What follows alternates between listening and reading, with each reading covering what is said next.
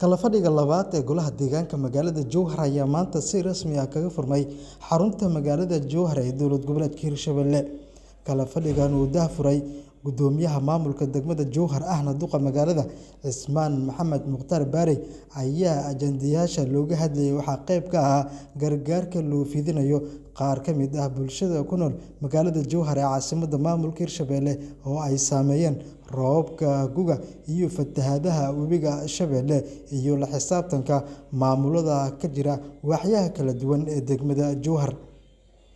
xubno ka mid ah golaha deegaanka degmada Jowhar ayaa marka uu kulanka soo idaaday kadib waxa ay faahfaahiyeen ajandayaasha maanta ay ka doodeen. oo maxaan ku golihii deegaanka iskugu yimideen waxa looga hadlay arrimo badan dhibaatooyinka maxuu ahatood ka jiro ee degmada Jowhar meel fiican ay noo martay maxuu ahatood xaafadaha waxa ka jiro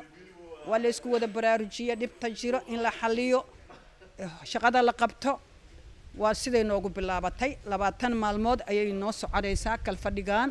oo 3 maalmood aan ku gali doonaa maanta oo ay taariikhdu tahay 25ka bisha 6 waxaa noo furmay kal fadhigii labaad kulankiisii koowaad oo nooga furmay wasaaradda arrimaha gudaha sidii caadiga ahayd alxamdulillah kulankaasi oo lagu gorfeeyay kal fadhigii hore wixii noo qabsoomay kal fadhigan hadda waxa aan sugayno waxa noogu dhamaaday si wanaagsan alxamdulillah maanta aad iyo aad ayaan ugu faraxsanahay